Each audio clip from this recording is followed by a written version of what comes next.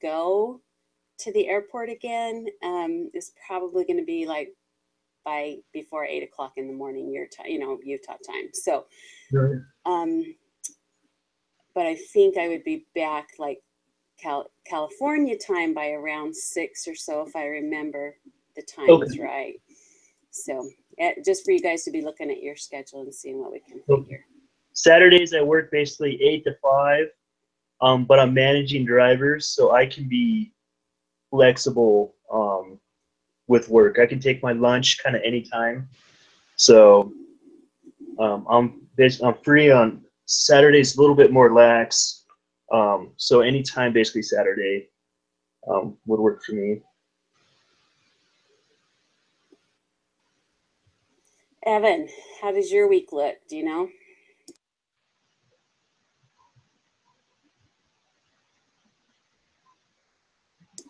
Man, he takes way longer to say stuff. Sorry. I'll have to, when we start asking questions, I'll ask him, all right, you do this one, and then we'll answer some questions, and then he'll get to that one. That's a good idea. That's a good idea. I'm a slow typer too, so I'm right there with you. He typed okay pretty quick. Okay, so Monday, Wednesday, or Friday, he could do evening. Now, my problem with Saturday, you guys, is that I'll be traveling. So from about Mountain Time, probably from like 8 a.m. till what time would that be? 7-ish? I mean, just because going to the airport, I'll be like on either a van or in a taxi with other people. And then, so I mean, I might be able to at the airport, but I wouldn't want to have you guys try and schedule it for me. You know what I mean? And then have me not be able to find a spot where I can do that. Right. And then I'll be on the plane coming back. So, so during the day, Saturday, I'm kind of a pain also. So, okay. Hey, no worries. We'll figure out a time, and you know, we don't need to know right now, so we'll figure it out. Sounds good. All right. Is it cool if I get started? Should we? I've distracted, and we probably should say our prayer. All right. If you guys don't mind, I'll say the prayer. Thanks. All right. Our dear gracious Heavenly Father, we're grateful for this morning where we get together as a group and we can discuss a case study. We're grateful for the education that we're learning, and we're grateful that we were able to meet together as a group. Help us to uplift and edify each other, and say this in the name of Jesus Christ. Amen. Amen. All right. So I don't know if you guys have ever heard of Lance Armstrong, but that's our case today. This case, like, I'm an avid sports fan. I love all sports, and I kind of follow them. You know, it's kind of my second religion going on here, which is probably not the best thing to say, but I mean, it's just what it is. And so I watched all the Lance Armstrong Tour de France, and this really broke my heart when we all knew he cheated, but you know, he attacked people that every time he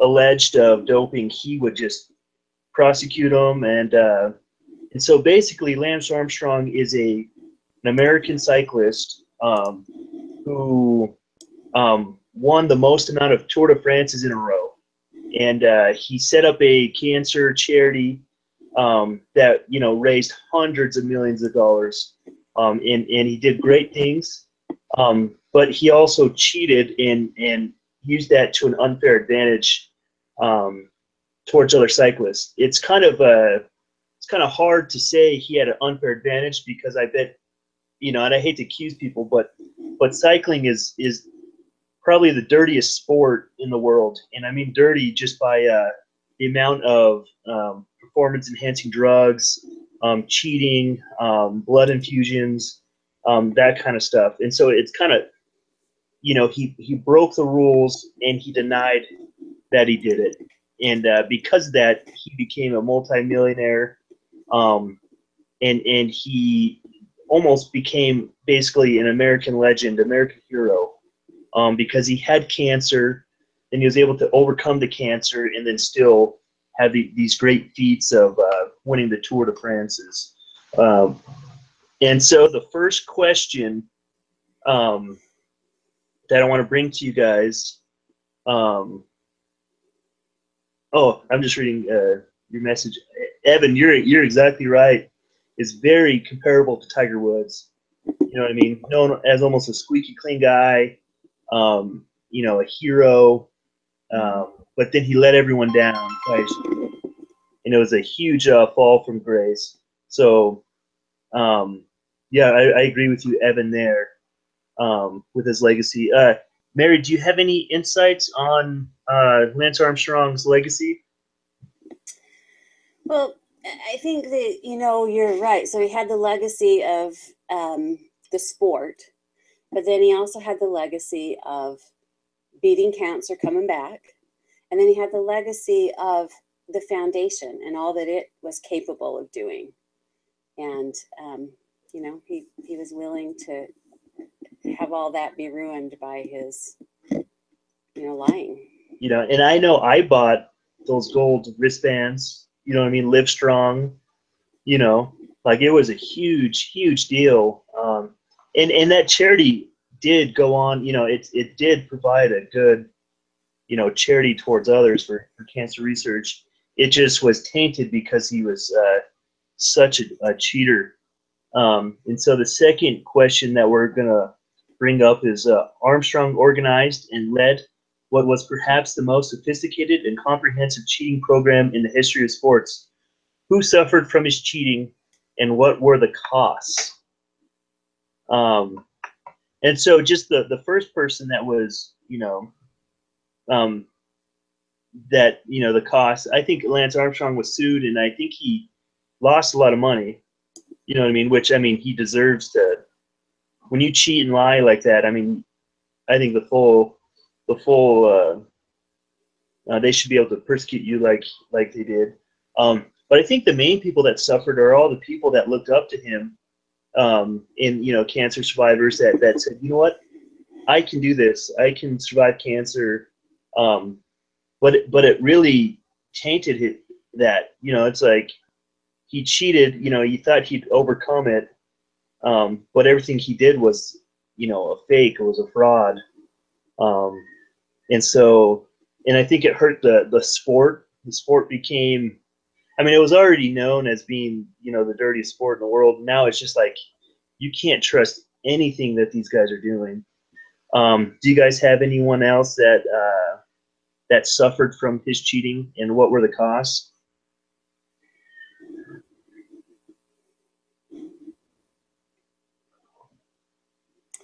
Yeah, and you know, I see a full team. Sure, they might have been in on it, but you know, he led that team, right? He led that team in doing it, and he did force people, or made them feel forced into doing what he was doing in order to get where they might want to go.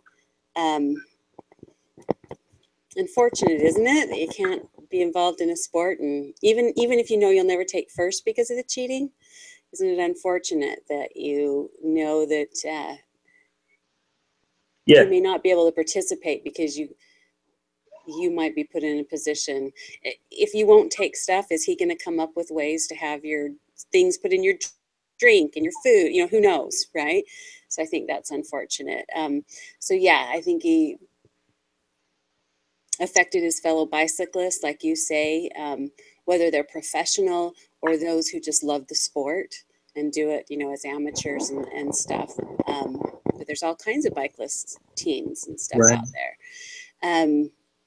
Definitely hurt his foundation and the credibility of it. Even just stepping down, he didn't bring back what his foundation could have done. And therefore, you know, he turned around, and all those that would be involved or could have benefited from it, you know, he let them down for the opportunities that they could have had. Oh, definitely. You know, this was a huge thing that happened, and you know, in any winner from now on that wins the Tour de France, they're going to label as a doper. I know Floyd Landis, he was a doper also, and he denied it, and then he came out later saying he doped. Yeah. The next question is, were the other riders, Hamilton, Landis, and those who testified, too loyal to Armstrong or no, not loyal enough? I think at the point where, loyalty lies is, integrity. I mean, if this guy's cheating, you can't. I don't think there's any loyalty in saying, oh, he didn't cheat. You know what I mean? So I don't think that you could be not loyal enough in that situation, because I mean, this guy flat out cheated and they saw it. I was surprised at how loyal they were, because most of these guys denied it. They said they never saw it. And then when it started rolling downhill pretty quick, then they, reversed their testimonies, and they testified against Armstrong. But it's almost too late at that point. Your credibility's gone because you already lied about not seeing it. I'm just reading Evan's note right now. Yeah, I agree with you, Evan, that they were way too loyal to Armstrong.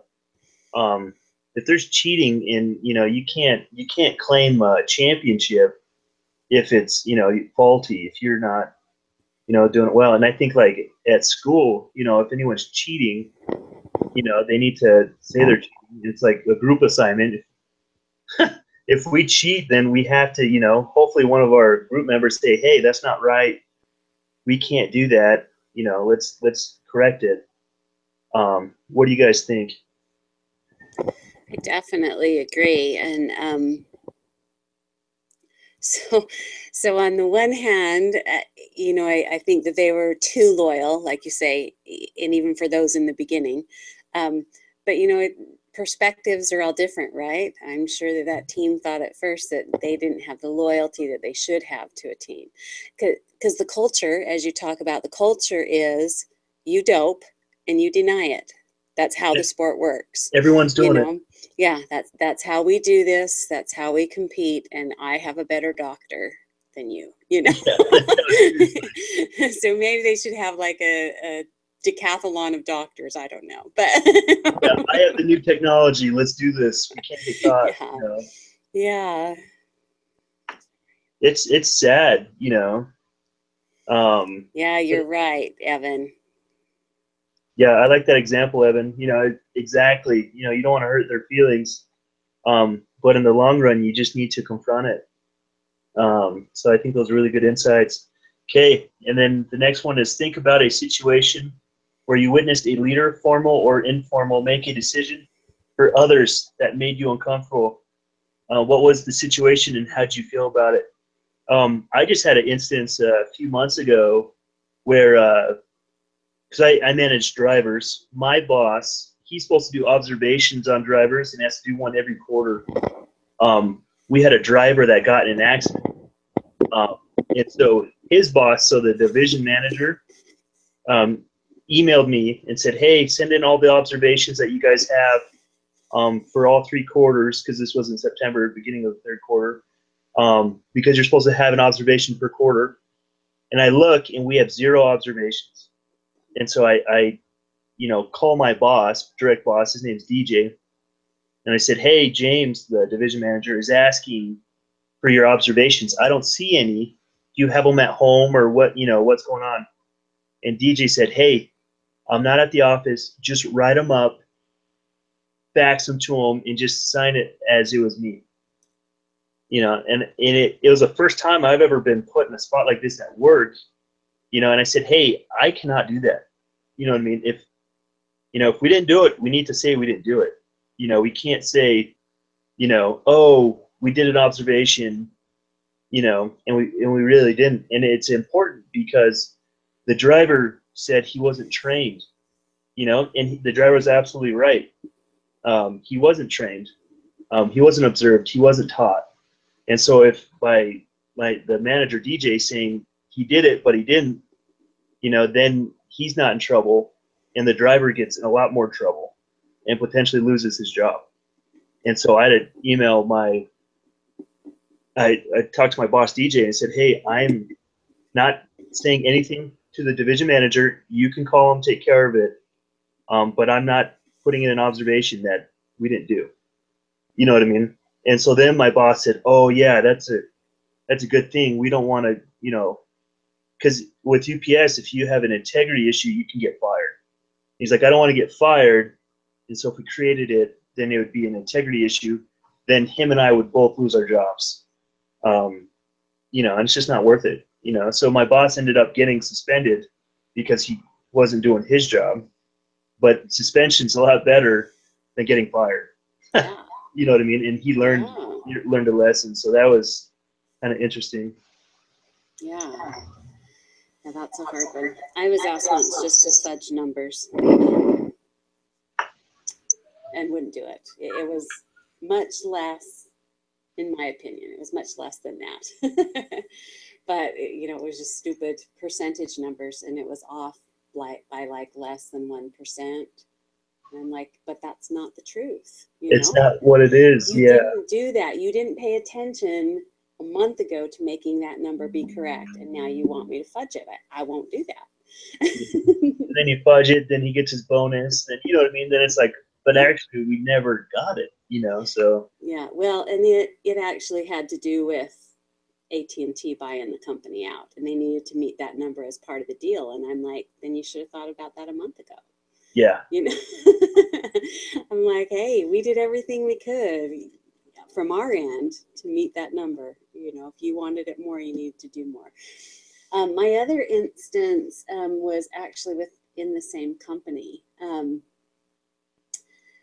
So they brought in a whole new like regional VP, and, you know, he brought in his team of people, right, for the most part with it. And I remember going to the meeting where they were announcing all of this and what their big plans were. And I remember sitting there and being the only person in the room that was like, this is bad. This is bad news. I'm like, not because they would do, you know, rearrange things or whatever. You expect that, especially when it's an AT&T company, right? So, but they sat there and all that, I mean, it definitely was like a greater power just giving me a bigger picture for what to prepare for. Because I just sat there and I looked at it and said, he's coming in. Everything that he does will have to do with their bonuses. And people will lose their jobs. And then it happened to be at the same time-ish of the Olympics being in Utah. And this was in Salt Lake area. And I'm like, they will be here through the Olympics and they'll be gone because it will give them notoriety, the bonuses, and the money. And that is all that they care about. And then the whole group will move on. And so guess what happened? Bing! Yep, exactly. Closed up offices, laid almost everybody off. Were pretty dirty about how they did a lot of it. I did get one of them to actually hear me out on my severance package, and I did get it, which was ridiculous that I had to say anything. They had a fight for it. Yeah. Anyway, and then the previous kind of regional managers before these guys came in, they ended up holding out, actually. I don't know what kind of deal they got, but they knew something more that they couldn't share with others, apparently. Oh, and they got a very good payout. Oh, my goodness. To leave the company. So who knows what all went on there, and I don't know. But anyway, sure enough, Olympics over, whole team left. Yep, and everybody's lives were just changed. So, and that took, I mean, it took a couple of years. I can't remember exactly what it was, 1.5 years to 2 years for them to leave. I was let go within about a year or so of it. But I remember the people coming to me and saying, what if we all get laid off? What if they do this? And, you know, I'm like, here's the thing. They're telling us that you have at least, and it was like 3 years or something like that, right? But really, they let everybody off within a few months from the time they started saying this stuff. Oh my goodness. And I just kept saying, all I know is, and this is before they even let on that they might do layoffs. I said, all I know is I want to be prepared to make the decision as to whether or not I'm going to try and stay with the company or if I'm going to move on. And so I just suggest you put yourself in that same situation. Whatever it takes, get yourself to where you're making the decision, not them. And so a few people were like that. And I thought that was good that, we all had some choices. I think that was really good advice. It's always better to be prepared, for either way and kind of be in control of it than just wishful hoping. You know what I mean? I think that was really good. Yeah. Well, Evan, you've probably had something happen, may not be at work, but you've probably had something where you've had to sit by and watch things happen, even if you spoke up, Oh, So, definitely. but don't worry, you will have one if you haven't. It definitely happens a lot. It's kind of sad. So, all right. Next thing is what's basic principles guides your integrity? Are there times when there is gray area? How do you choose correctly? I think this is a little bit easier for members of the church because of kind of the strict guidelines that we live by. But that doesn't say that we are, we don't have choices to make. I think it helps us kind of build our foundation, and that we all have to develop our own principles on how to guide integrity. But my basic things are to always be honest, even if it's hard to talk about. You just are always upfront, honest.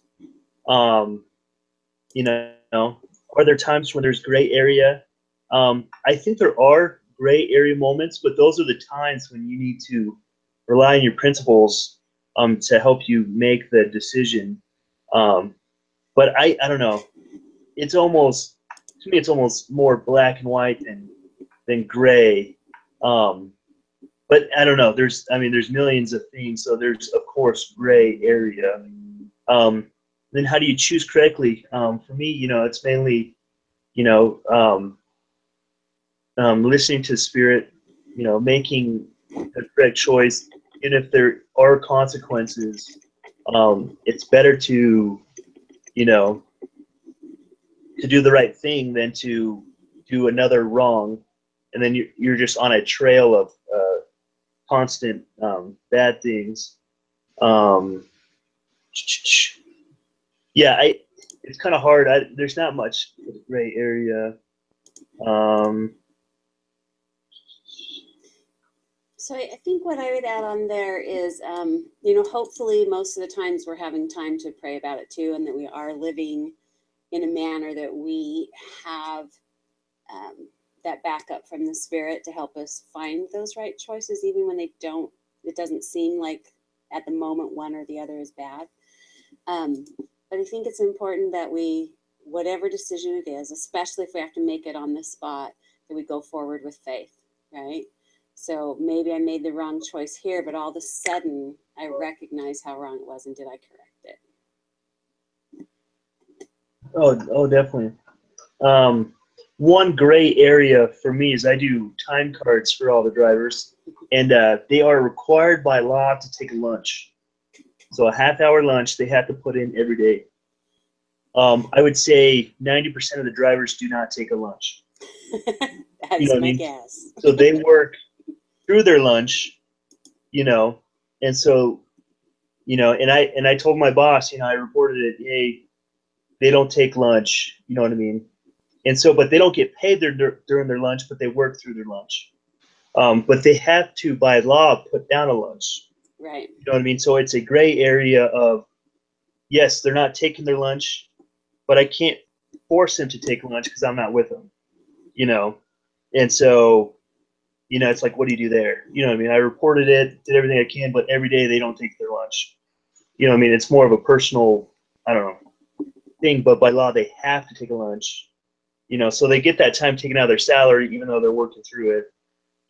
And at work I have to put in 30 minutes of a lunch, but I never take lunch. I work through my lunch. It's just, I think there are little gray areas, but you know what I mean? I don't know. But I don't think that's a huge issue. I don't know. So, I guess the last question is going to be, how will you personally measure your life? How will you measure success? I think this is a kind of an interesting question. How do you personally measure your life? How will you measure success? I think I'm going to read Evan's real quick. Yeah, I like that a lot. I think that is a good measure to look at, how your relationships are with your family and also your friends. I think that's, especially, our beliefs that we believe in receiving exaltation. I think some ways you can measure that is, setting goals, setting to always be worthy to have a temple recommend, or always, I don't know, you can set goals for, for me, I want to eventually be a regional manager for work. You know what I mean? So I think that is a measure for me for success at work, but that doesn't define my success in life. And so I think separating, work goals from life goals or relationship goals is important. What do you think, Mary? I think that you're right. There's a certain amount of separating them, and yet they can't go independently. And so, for instance, if your pursuit of the regional manager reduces your relationship with family, then you probably ought to redesign your plan. And so for me, personally, I'm probably struggling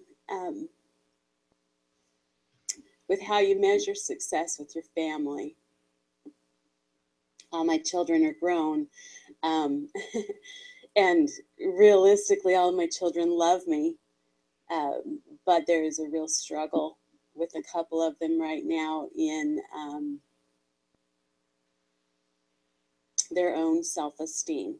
And so as a parent, I don't feel so confident, even if, I know that I really tried my hardest. And so that measure of success in the personal life is not extremely strong at the moment.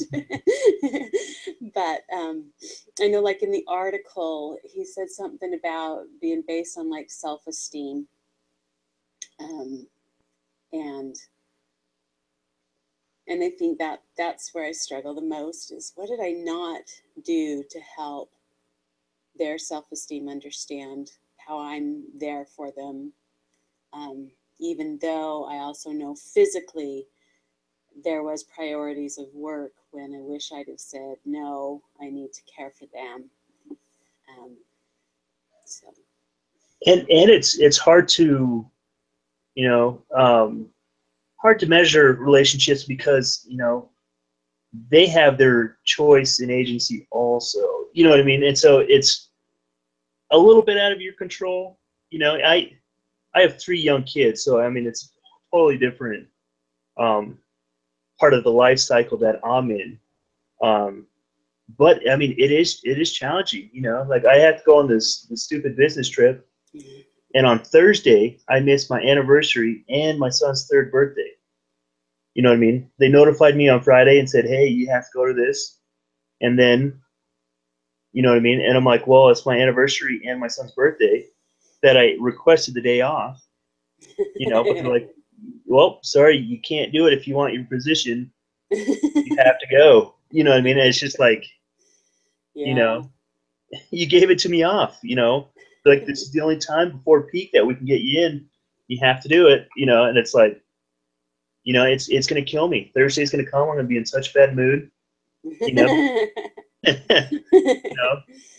I literally can't do anything about it right now, But I wish I was home. I wish I was with my wife and my sons.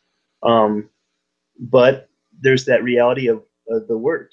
It's like, well, Dad, you missed my birthday, But it's like, but I really wanted to be there. I just couldn't, And if this is a trend that keeps happening, then it's probably on me to get another job with a different company that respects family life. You know what I mean? And so, I'm only been with UPS for, 2.5 years, and, I've already missed, birthdays, anniversaries, family vacations. And so the trend is not going the way I want to go with my family relationships. And this is a good question to measure early on, as, how do I define personally, how you measure your life? So it's just kind of a reflecting, I don't think the answer for me is the same as it is for Evan or for Mary. I think we all have different goal sets and stuff, but we can learn from each other. So true. And I did read all of your stuff, Evan. Yeah, I've been reading it too. Really good insights. I haven't been ignoring you. That's right.